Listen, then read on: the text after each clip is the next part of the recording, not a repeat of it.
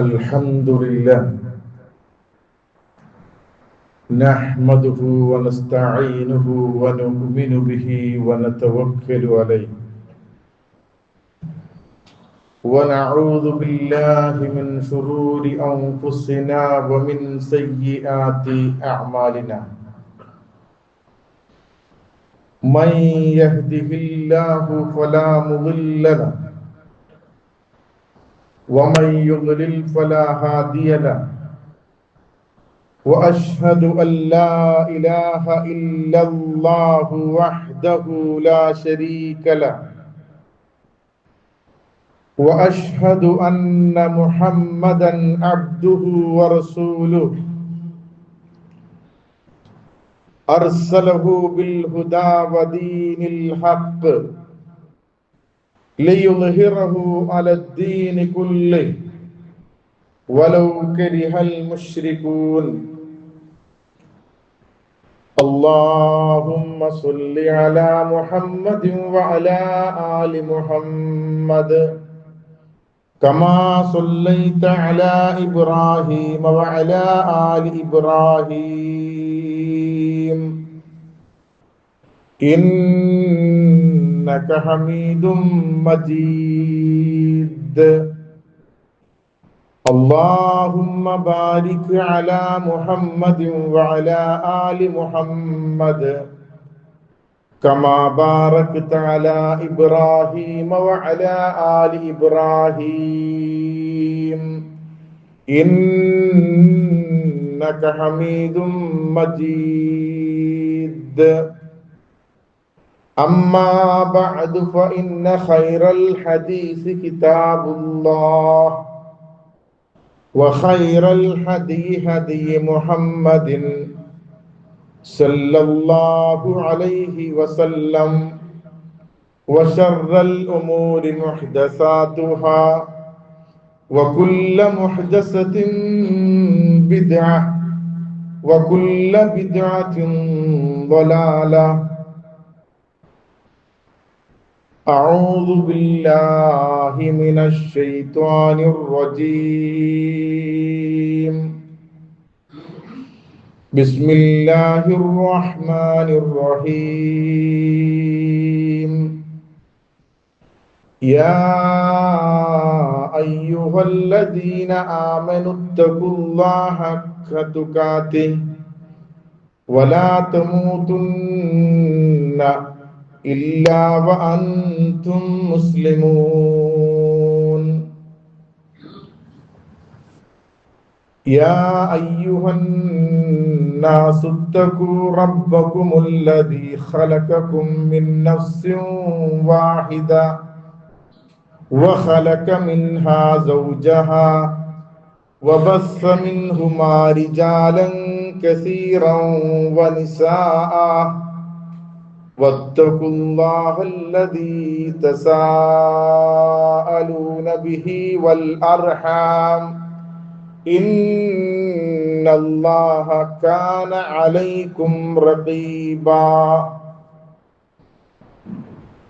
يا أيها الذين آمنوا اتقوا الله وقولوا قولا سديدا يصلح لكم أعمالكم ويغفر لكم ذنوبكم ومن يطع الله ورسوله فقد فاز فوزا عظيما بسم الله الرحمن الرحيم ألم يأن للذين آمنوا أن تخشع قلوبهم لذكر الله وما نزل من الحق ولا يكونوا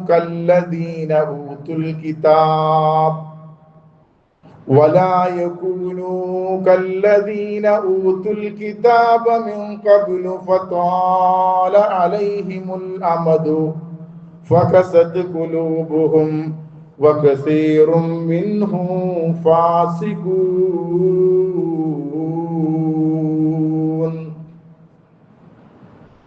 റബ്ബി ഇശ്റഹ് ലി സദ്രി വയസ്സിർ ലി അംരി വഹ്ലുൽ ഉഖ്ദതം മിൻ ലിസാനി യഫ്ഖഹു ഖൗലി.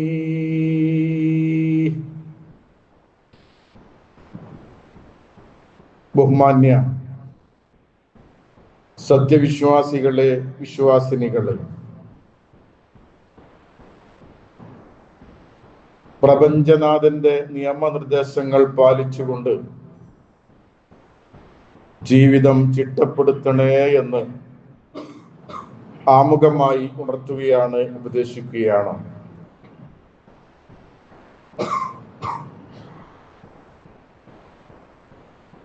നമ്മളെല്ലാവരും യഥാർത്ഥ വിശ്വാസികളായി മാറണമെങ്കിൽ, അതല്ലെങ്കിൽ നമ്മുടെ ഈമാൻ പരിപൂർണമാകണമെങ്കിൽ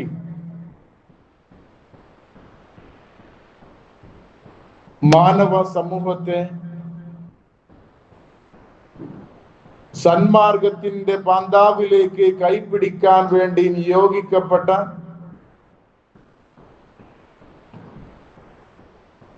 സകല പ്രവാചകന്മാരെയും അംഗീകരിക്കുകയും അവരിൽ വിശ്വസിക്കുകയും ചെയ്യുമ്പോൾ മാത്രമാണ് നമ്മുടെ ഈമാൻ പൂർത്തിയാകുന്നത്. ഒരേ ആദർശ സംസ്ഥാപനത്തിന് വേണ്ടിയാണ് അവരെല്ലാവരും പ്രബോധനം ചെയ്തത്. അൽ അംബിയാ ഇഖ്വ,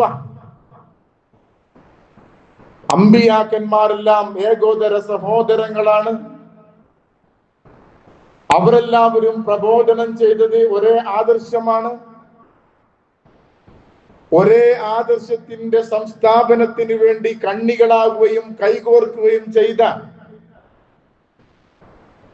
മുഴുവൻ ആളുകളെയും അംഗീകരിക്കുകയും വിശ്വസിക്കുകയും ഉൾക്കൊള്ളുകയും ചെയ്യേണ്ടവരാണ് നമ്മൾ. മഹാനായ ഈസാ നബി അലൈഹി സ്വലാത്തു വസ്സലാമയുടെ പേരിൽ, യേശു ക്രിസ്തുവിന്റെ പേരിൽ നാടും നഗരവും ചർച്ചുകളും ഒരുങ്ങാനും ക്രിസ്മസിനെ സ്വീകരിക്കാനുമുള്ള ഒരു ആനുകാലിക പശ്ചാത്തലം നമ്മുടെ മുമ്പിലുണ്ട്.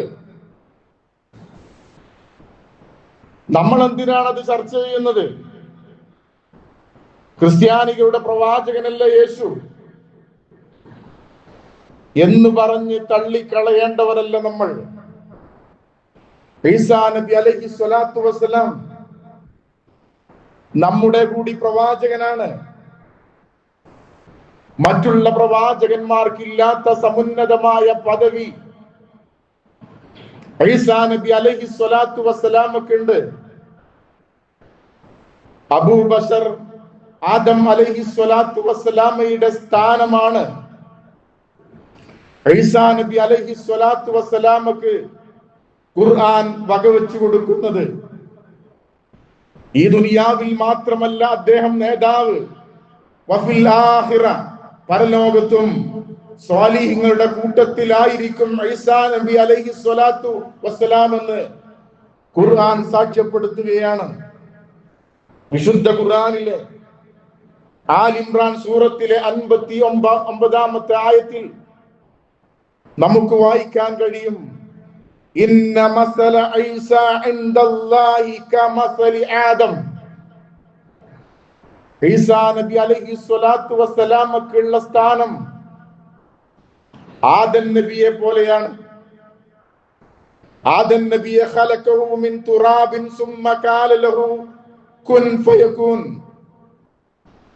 ആദം നബി അലൈഹി സ്വലാത്തു വസ്സലാമയെ കളിമണ്ണ് കൊണ്ട് ഉണ്ടാക്കുകയും കുൻ എന്നുള്ള പദപ്രയോഗം കൊണ്ട് ജീവൻ നൽകപ്പെടുകയും ചെയ്ത ആദം നബി അലൈഹി സ്വലാത്തു വസ്സലാമയെ പോലെ പിതാവില്ലാതെ കുൻ ഉണ്ടാകൂ എന്നുള്ള ഒരു കലിമത്ത് കൊണ്ട് ഈ ദുനിയാവിലേക്ക് പിറന്നു വീണ പ്രവാചകനാണ് മഹാനായ ഈസാ നബി അലൈഹി സ്വലാത്തു വസ്സലാം.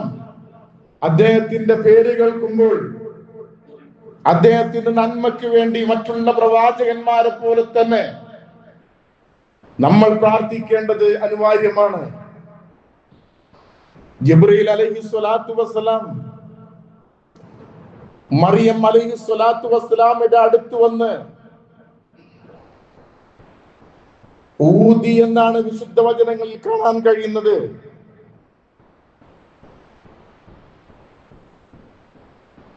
വനഫഖിനാ ഫീഹി മിർ റൂഹിനാ,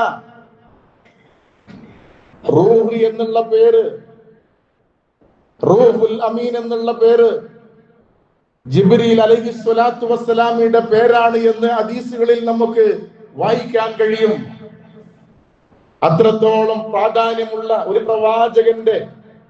പ്രവാചകന്റെ പേരിൽ നാടും നഗരവും ഒരുങ്ങുമ്പോൾ എന്താണ് ഇതിന്റെ യഥാർത്ഥ വശമെന്ന് മനസ്സിലാക്കുക എന്നത് വിശ്വാസികളായ നമ്മുടെ ബാധ്യതയാണ്. ഈസാ നബി അലൈഹിസ്സലാത്തു വസ്സലാമയെ കുറിച്ച് ഖുർആൻ പറയുകയാണ്, ഇന്നമൽ മസീഹ് ഇബ്നു മറിയം റസൂലുള്ളാഹി വ കലിമതുഹു. ഈസാ നബി അലൈഹിസ്സലാത്തു വസ്സലാം അല്ലാഹുവിന്റെ പ്രവാചകനും അല്ലാഹുവിന്റെ കലിമത്തുമാണ്. കലിമത്തുല്ലാഹ്, അല്ലാഹുവിന്റെ വചനമാണ് എന്ന് ഖുർആൻ വ്യക്തമാക്കുന്നു. ഈസാ നബി ദൈവത്തിന്റെ പുത്രനാണ് എന്നല്ല ഖുർആൻ പറഞ്ഞത്. മറ്റുള്ള പ്രവാചകന്മാരെ പോലെയുള്ള ഒരു പ്രവാചകനാണ് എന്ന് കൃത്യമായും വ്യക്തമായും ഗണ്യതമായും വിശുദ്ധ ഖുർആൻ ഓർമ്മപ്പെടുത്തുകയാണ്. ധാരാളം അമാനുഷികമായ കഴിവുകൾ ഈസാ നബി അലൈഹിസ്സലാത്തു വസ്സലാമക്ക് നൽകപ്പെട്ടു.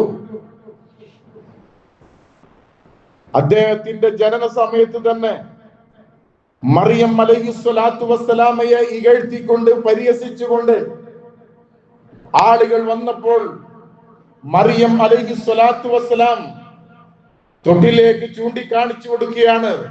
നിന്റെ ഉപ്പ ആരാണെന്ന് ആ കുട്ടിയോട് ചോദിക്കുമ്പോൾ തൊട്ടിൽ കിടക്കുന്ന നവജാത ശിശു സംസാരിക്കുന്ന രംഗമാണ് വിശുദ്ധ ഖുർആൻ ഓർമ്മപ്പെടുത്തുന്നത്.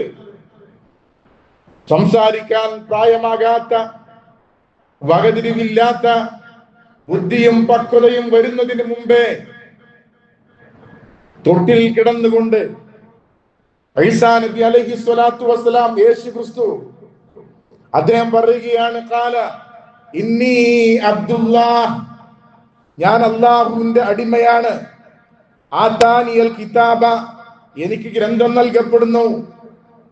വജഅലനി നബിയ, എന്നെ നബിയായി നിയോഗിച്ചിട്ടുണ്ട്. വജഅലനി മുബാറകൻ ഐനമാ കുന്തു, ഞാൻ എവിടെയായാലും അനുഗ്രഹീതനായിരിക്കുന്നു.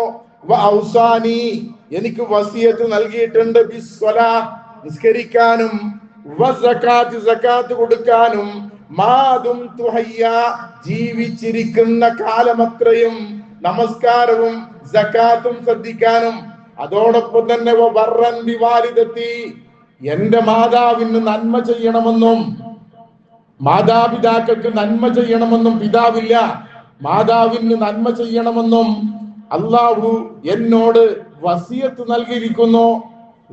വിശുദ്ധ ഖുർആനാണ് പറയുന്നത്. 1.25 ലക്ഷത്തോളം പ്രവാചകന്മാര് ഒരേ ദൗത്യ നിർവഹണത്തിന് വേണ്ടി അള്ളാഹു പറഞ്ഞയച്ചപ്പോൾ വിശുദ്ധ ഖുർആനിൽ 25 പ്രവാചകന്മാരുടെ ചരിത്രങ്ങൾ വായിച്ചെടുക്കാനും പേരും നമുക്കറിയാം. ആ 25 പ്രവാചകന്മാരുടെ കൂട്ടത്തിൽ 5 പ്രവാചകന്മാരെ ഉലുൽ അസ്മി എന്ന പേരിൽ അറിയപ്പെടുന്നു. ഏറ്റവും പ്രാധാന്യത്തോടുകൂടി അല്ലാഹു ആ കൂട്ടത്തിൽ നിന്ന് 5 പ്രവാചകന്മാരെ തിരഞ്ഞെടുത്ത കൂട്ടത്തിൽ ഒന്ന് ഈസാ നബി അലൈഹിസ്സലാത്തു വസ്സലാമാണ്. നൂഹ് നബി അലൈഹിസ്സലാത്തു വസ്സലാമയും, ഇബ്രാഹിം നബി അലൈഹിസ്സലാത്തു വസ്സലാമയും, മൂസാ നബി അലൈഹിസ്സലാത്തു വസ്സലാമയും, ഈസാ നബി അലൈഹിസ്സലാത്തു വസ്സലാമയും, മുഹമ്മദ് മുസ്തഫ സല്ലല്ലാഹു അലൈഹി വസല്ലമയുമാണ് ആ 5 പ്രവാചകന്മാർ. ആ 5 പ്രവാചകന്മാരുടെ കൂട്ടത്തിലെ പ്രധാനപ്പെട്ട ഒരു പ്രവാചകനാണ് ഈസാ നബി അലൈഹി സ്വലാത്തു വസ്സലാം എന്ന് സഹോദരങ്ങളെ നമ്മൾ മനസ്സിലാക്കണം. അള്ളാഹുവിന്റെ ദാസനാണ്, അള്ളാഹുവിന്റെ ദൂതനാണ് അദ്ദേഹം. അള്ളാഹുവിന്റെ വചനമെന്ന് അള്ളാഹു എടുത്തു പറഞ്ഞു. റൂഹുല്ലാ, അള്ളാഹുവിന്റെ ആത്മാവെന്ന് പോലും എടുത്തു പറഞ്ഞ ഒരു പ്രവാചകൻ ഉണ്ടെങ്കിൽ അത് ഈസാ നബി അലൈഹി സ്വലാത്തു വസ്സലാമാണ്. ഈസാ നബി ഒരിക്കലും അദ്ദേഹത്തെയോ അദ്ദേഹത്തിന്റെ മാതാവായ കന്യാമറിയം, അങ്ങനെയാണ് ക്രിസ്ത്യാനികൾ അറിയപ്പെടുന്നത്. നമ്മെ സംബന്ധിച്ചിടത്തോളം കഴിഞ്ഞ ആഴ്ച നമ്മൾ ചർച്ച ചെയ്ത വിഷയം നിങ്ങളുടെ ഓർമ്മയിൽ ഉണ്ടാകുമെന്ന് എനിക്കറിയില്ല. വിശ്വാസികൾക്ക് മാതൃകയായി രണ്ട് സ്ത്രീകളെ ഉദാഹരിച്ച കൂട്ടത്തിൽ ഒന്ന് ഈസാ നബിയുടെ ഉമ്മയായ മറിയം അലൈഹി സ്വലാത്തു വസ്സലാമയാണ് എന്ന് ഈ കൂട്ടത്തിൽ നമ്മൾ ചേർത്തി മനസ്സിലാക്കേണ്ടതുണ്ട്. ഈസാ നബി പറഞ്ഞത് എന്താണ്? അദ്ദേഹത്തെ ആരാധിക്കാനോ അദ്ദേഹത്തിന്റെ ഉമ്മയെ ആരാധിക്കാനോ കുർബാന നടത്താനോ ഒരിക്കലും അവർ പ്രബോധനം ചെയ്തില്ല. ഇന്നല്ലാഹ റബ്ബി വറബ്ബക്കും വറബ്ബുക്കും ഫഅബ്ദൂൻ, എന്റെയും നിന്റെയും നിങ്ങളുടെയും ഏകനായ അജയ്യനായ അതുല്യനായ പടച്ച തമ്പുരാനെ മാത്രമേ ആരാധിക്കാവൂ എന്നാണ് ഈസാ നബി അലൈഹി സ്വലാത്തു വസ്സലാം അദ്ദേഹത്തിന്റെ ജീവിത കാലഘട്ടത്തിൽ പ്രബോധനം ചെയ്തത്. ക്രിസ്തീയ ദേവാലയങ്ങളിൽ ചെന്നാൽ യേശുവിന്റെ പ്രതിമ നമുക്ക് കാണാം. നമ്മൾ ഒരു വിഭാഗത്തെ ഇകഴ്ത്തുകയോ പരിഹസിക്കുകയോ ചെയ്യുന്നതല്ല, ചെയ്യാനും പാടില്ല. ഒരു മതവിഭാഗം ആരാധിച്ചു കൊണ്ടിരിക്കുന്ന ആരാധ്യ വസ്തുക്കളെ പരിഹസിക്കാൻ പാടില്ല എന്ന് വിശുദ്ധ ഖുർആനിലെ അധ്യാപനം. നിങ്ങൾ അറിയാത്തത് നിങ്ങൾ പറഞ്ഞാൽ ദൈവത്തെ കുറിച്ച്, പടച്ച തമ്പുരാനെ കുറിച്ച് അവരും അറിയാത്തത് പറയാൻ സന്ദർഭം ഉണ്ടാക്കരുത് എന്നുകൂടി ഖുർആൻ പറഞ്ഞിട്ടുണ്ട്. ക്രിസ്തീയ ദേവാലയത്തിൽ യേശു ക്രിസ്തുവിനെ ക്രൂശിൽ തറച്ച ഒരു പ്രതിരൂപം നമ്മൾ കാണുകയാണ്. ഖുർആൻ എന്താ പറഞ്ഞത്? വമാ ഖതലൂഹു വമാ സലബൂഹു, ഈസാ നബിയെ അവർ കൊന്നിട്ടില്ല, ക്രൂശിച്ചിട്ടുമില്ല.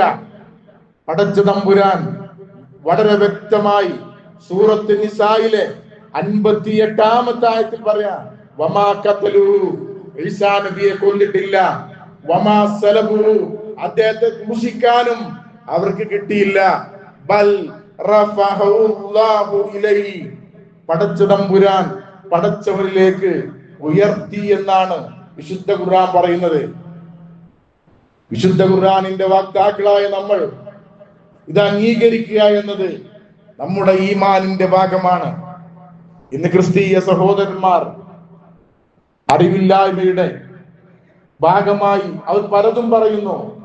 മതപരമായ വിഷയത്തിൽ അവര് തീവ്രമായിട്ടുള്ള വാദങ്ങളുമായി മുന്നോട്ട് പോകുന്നു. ഖുർആൻ പറയാ, പുത്രന്റെ പേരിൽ ക്രിസ്തുമസ് ആഘോഷിക്കാൻ ലോകം ഒരുങ്ങുമ്പോൾ അവരെ വിളിച്ചുകൊണ്ട് ഖുർആൻ പറയുകയാണ്, യാ അഹ്ലൽ കിതാബ്, വേദം നൽകപ്പെട്ട ആളുകളെ, വേദക്കാരെ. നിങ്ങൾ ആലോചിക്കണം, ജൂതന്മാരും ക്രിസ്ത്യാനികളെയും വേദം നൽകപ്പെട്ട ആളുകളെന്ന് അവർ അറുത്തത് ഭക്ഷിക്കാം, അതുപോലെ തന്നെ അവരിലെ സ്ത്രീകളെ വിവാഹം ചെയ്യാമെന്നൊക്കെ അവർക്ക് കൊടുത്ത അംഗീകാരമായി വിശുദ്ധ ഖുർആൻ പറയാ, ലാ അഹ്ലൽ കിതാബ് ലാ തഅലു ഫീ ദീനികും, മതപരമായി നിങ്ങൾ തീവ്രവാദികളായി മാറല്ലേ വേദം നൽകപ്പെട്ട ആളുകളെ. വലാ തഖൂലു അലല്ലാഹി ഇല്ലൽ ഹഖ്, സത്യമല്ലാതെ റബ്ബിന്റെ പേരിൽ നിങ്ങൾ പറഞ്ഞു പ്രചരിപ്പിക്കല്ലേ. ഖുർആൻ പറയാ, ഇന്നമൽ മസീഹ് ഇബ്നു മറിയം റസൂലുള്ളാഹ് വ കലിമത്തുഹു, തീർച്ചയായും ഈസാ നബി അല്ലാഹുവിന്റെ പ്രവാചകനും അല്ലാഹുവിന്റെ വചനമാണ്. ഖുർആൻ പറയാ, അൽകാഹ ഇലാ മറിയം, മറിയമിലേക്ക് നിക്ഷേപിക്കപ്പെട്ട റൂഹിന്റെ ഭാഗമാണ്. വറൂഹുൻ മിൻഹു ഫആമിനു ബില്ലാഹി വറസൂലി, അല്ലാഹുവിലും അല്ലാഹുവിന്റെ പ്രവാചകന്മാരിലും കൃത്യമായി നിങ്ങൾ വിശ്വസിക്കണം. തീവ്രവാദികളായി മാറരുത്. ക്രിസ്ത്യാനികളോട് വേദം നൽകപ്പെട്ട ആളുകളോട് പറയാ, നിങ്ങൾ അർഹതയില്ലാത്തത്, അസത്യമായ കാര്യങ്ങൾ നിങ്ങൾ അള്ളാഹുവിന്റെ പ്രവാചകന്റെ പേരിൽ പ്രചരിപ്പിക്കരുത് പ്രബോധനം ചെയ്യരുത് എന്ന് വിശുദ്ധ ഖുർആൻ വളരെ ഗണ്യതമായി പറയുകയാണ്. നിർത്തിയില്ല, ആയത്ത് തുടരുക. വലാ തഖൂലു, നിങ്ങൾ ഒരിക്കലും ക്രിസ്ത്യാനികളെ, വേദം നൽകപ്പെട്ട ആളുകളെ നിങ്ങൾ പറയല്ലേ, സലാസ, പടച്ചോന് മൂന്നാണ്, മൂന്ന് ശക്തികൾ, പിതാവും പുത്രനും പരിശുദ്ധാത്മാവും കൂടിയതാണ് ദൈവം എന്നുള്ള വാദം നിങ്ങൾ പറയരുത്. അടിസ്ഥാന വിരുദ്ധമാണ്. ഇൻതഹു ഖൈറൻ ലക്കും, ഈ വാദത്തിൽ നിന്ന് നിങ്ങൾ പിന്മാറണം. അതാണ് നല്ലത്, അതാണ് നിങ്ങൾക്ക് നല്ലത്. ഇന്നമല്ലാഹു ഇലാഹും വാഹിദ്, പടച്ചോൻ ഏകനാണ്. സുബ്ഹാനഹു, അല്ലാഹു പരിശുദ്ധനാണ്. അയ്യകൂന ലഹു വലദുൻ, ആ പടച്ചോനെ ഒരു പുത്രൻ ഉണ്ടാകുക എന്നുള്ള വിഷയത്തെ സംബന്ധിച്ച് അല്ലാഹു പരിശുദ്ധനാണ്. ലഹു മാ ഫിസ് സമാവാതി വമാ ഫിൽ അർദ്, ആകാശ ഭൂമിയിലുള്ളത് മുഴുവൻ അല്ലാഹുവിനുള്ളതാണ്. വകഫാ ബില്ലാഹി വകീല, നിങ്ങളുടെ കാര്യം ഏൽപ്പിക്കപ്പെടാൻ ഏറ്റവും നല്ലവൻ പടച്ചോനാണ്.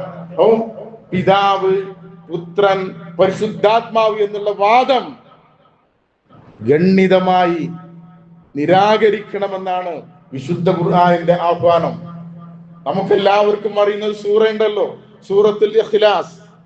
വിശുദ്ധ ഖുർആനിന്റെ 1/3 എന്നാണ് ആ സൂറത്ത് അറിയപ്പെടുന്നത്. ഖുർആൻ എന്താണ് അള്ളാഹ് പറഞ്ഞത്? ഖുൽ ഹുവല്ലാഹു അഹദ്, അല്ലാഹു ഏകനാണ്. അല്ലാഹു സമദ്, അല്ലാഹു നിരാശ്രയനാണ്. ഒരാളുടെ ആശ്രയം വേണ്ട, സകലരും അല്ലാഹുവിനെ ആശ്രയിക്കുക.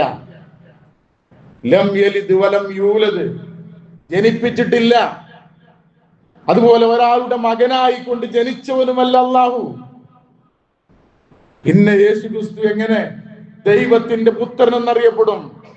വലം യകുല്ലഹു കുഫുവൻ അഹദ്, ഒരാളെയും അല്ലാഹുവിന് ഈക്വലായി, അല്ലാഹുവിന് തുല്യമായി ഏത് കോജയുമില്ല, ഏത് സിഎമ്മുമില്ല.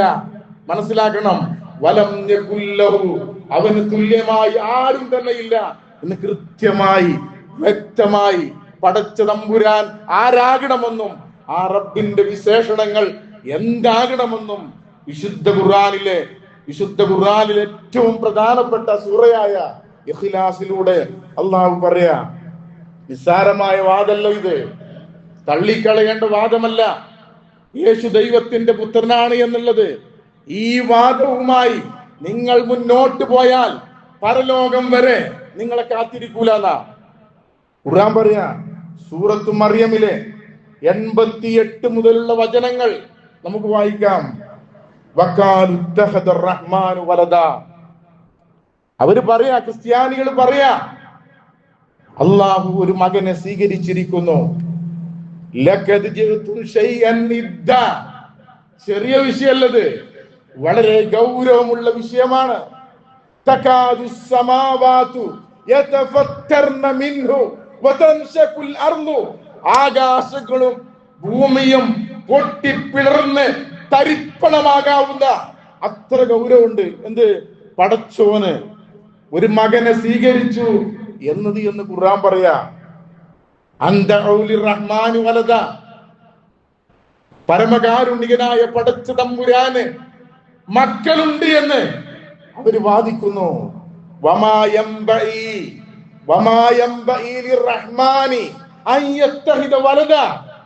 ഒരു മകനെ സ്വീകരിക്കുക എന്ന് പടച്ച തമ്പുരാന് യോജിച്ചതേയല്ല എന്ന് ഖുർആൻ വളരെ ഗണ്യതമായി പറയുമ്പോൾ ക്രിസ്തീയ സഹോദരങ്ങളോട് നമ്മൾ പറഞ്ഞു കൊടുക്കണം. യേശു ക്രിസ്തുവിന് പിന്നാലെ വന്ന ഒരു പ്രവാചകൻ, മുൻകഴിഞ്ഞ മുഴുവൻ വേദത്തെയും മുഴുവൻ പ്രവാചകന്മാരെയും അംഗീകരിച്ചു കൊണ്ടുവരുന്ന മുഹമ്മദ് മുസ്തഫ സല്ലല്ലാഹു അലൈഹി വസല്ലമക്ക് ഇറങ്ങിയ ഖുർആനിന്റെ വചനങ്ങള് ക്രിസ്തീയ സഹോദരങ്ങളുടെ സൗഹാർദ്ദപരമായി നല്ല നിലയിൽ ഒരാളെയും അടിച്ചമർത്തേണ്ടതില്ല, നിർബന്ധിക്കേണ്ടതില്ല. കാരണം ദീനിന്റെ സമീപനല്ല, ലാ ഇക്റാഹ ഫിദ്ദീൻ, മതത്തിൽ ബലാത്കാരമല്ല, നിർബന്ധ മതപരിവർത്തനമില്ല, ലവ് ജിഹാദില്ല, നാർക്കോട്ടിക് ജിഹാദില്ല. പല പേരും പറഞ്ഞ് മുസ്ലിങ്ങൾ മതപരിവർത്തനം ചെയ്യുന്നുണ്ടോ എന്നുള്ള ഗൂഢമായ ആലോചനയുടെ ഭാഗമായി SIR-ന് നമ്മൾ വിധേയമായി ഒന്നാമത്തെ കരട് രേഖയ്ക്ക് വേണ്ടി 23-ാം തീയതി നമ്മൾ കാത്തിരിക്കുക. എന്തിനാണത്? എവിടുന്നൊക്കെ ആളുകൾ നിങ്ങൾ കടന്നു വന്നണോ? അതിന്റെ ആവശ്യം ഇസ്ലാമിനില്ല. വേണ്ടോരെടുത്തോളി, വേണ്ടാത്തോണ്ട് ഒഴിവായിക്കോളി. ഇത്ര തുറന്ന പുസ്തകമാണ് ഇസ്ലാം. ആ വിദ്യാർത്ഥികൾ അവിടുന്ന് സംസാരിക്കണ്ടല്ലോ. ഹലോ വിദ്യാർത്ഥികൾ കുറെ നേരമായി സംസാരിക്കുന്നത് ജുമ നടക്കുമ്പോൾ സംസാരിക്കാൻ പാടില്ല എന്ന് നിങ്ങൾക്ക് അറിയാഞ്ഞിട്ടായിരിക്കാം, അല്ലേ? അറിയാഞ്ഞിട്ടല്ലേ?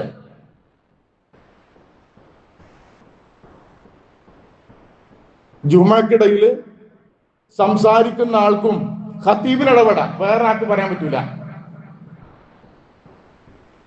അറിയാത്തതിന്റെ പേരിലാണെങ്കിൽ ഇന്നെ ആവർത്തിക്കാൻ പാടില്ല, അള്ളാഹിനോട് തൗബ ചെയ്യുക, ജുമേന്റെ കൂലിട്ടൂല. ഒരു 5 മിനിറ്റായി ഞാൻ കാത്തിക്കിടന്ന് നിർത്തു പറയാന്.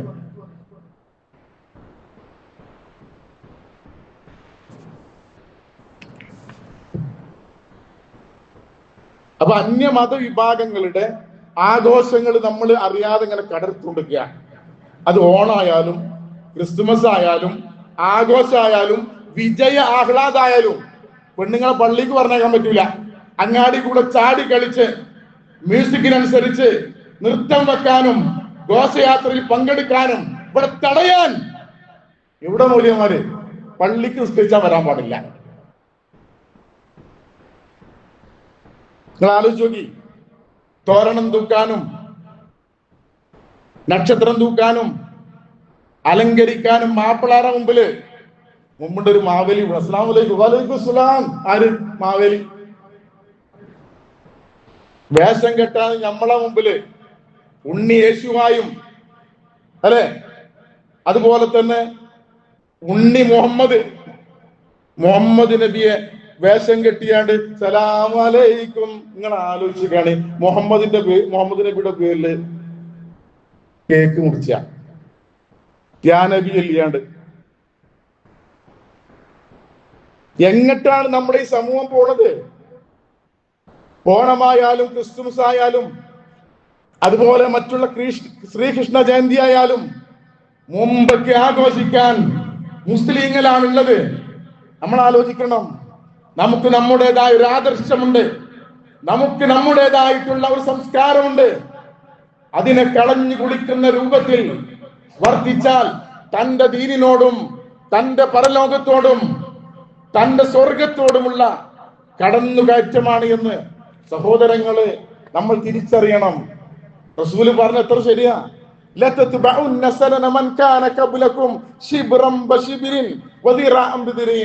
അന്യമത വിഭാഗങ്ങളുടെ ആചാരങ്ങളുമായി ചാണിന് ചാണും മുഴത്തിന് മുഴമായും നിങ്ങളോലെ പിന്നാലുണ്ടാകും. മതവിഭാഗങ്ങളുടെ ആഘോഷങ്ങളിലും ആചാരങ്ങളിലും സംസ്കാരങ്ങളിലും നിങ്ങൾ ഉണ്ടാകും. റസൂല് പറയാ,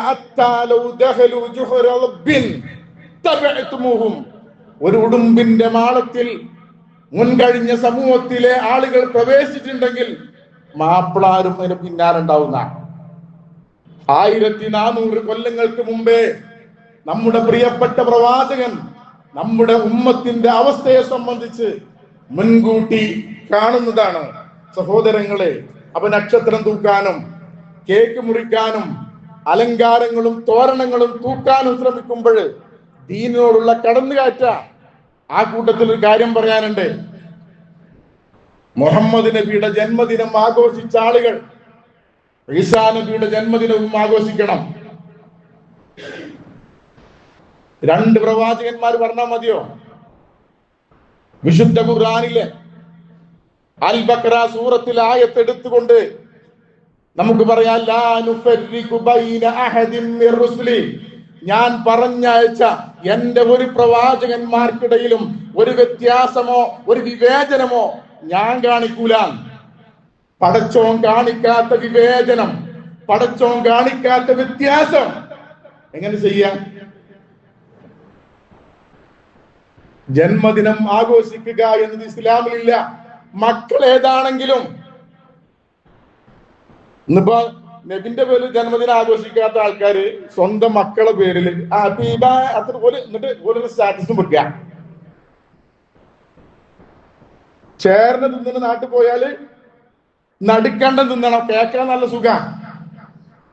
നമ്മൾ ഏത് പ്രതികൂല സാഹചര്യത്തിൽ എത്തിപ്പെട്ടാലും നമ്മുടെ ആദർശം കളഞ്ഞു കുളിക്കുന്ന ഒരു സമീപനം, കൊട്ടാരത്തിലായാലും കുടിലായാലും സമ്പന്നതയിലായാലും ദാരിദ്ര്യത്തിലായാലും സ്വാധീനമുള്ള അവസ്ഥ ആയിരുന്നാലും ദുർബലമായ അവസ്ഥ ഉണ്ടായാലും ആദർശം കളഞ്ഞു കുളിക്കുന്ന ഒരു അവസ്ഥ മുസൽമാൻ ഉണ്ടാകാൻ പാടില്ല. അള്ളാഹ് ചോദിക്കുന്ന ഒരു ചോദ്യമുണ്ട്. ഞാൻ എന്റെ ഖുത്ബയുടെ തുടക്കത്തിൽ നിങ്ങൾ കേൾപ്പിച്ച ആയത്ത് സൂറത്തുൽ ഹദീദിലെ ആയത്താണ്. സൂറത്തുൽ ഹദീദിലെ 16-ാമത്തെ ആയത്ത്. അള്ളാഹ് ചോദിക്കുക,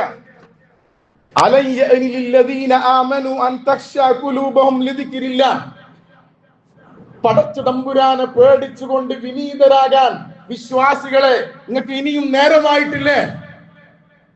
അള്ളാനെ പേടിച്ചുകൊണ്ട് വിനീതരായി മാറാൻ നിങ്ങൾക്ക് ഇനിയും സമയമായിട്ടില്ലേ? ഇല്ലേ? ഇല്ലേ?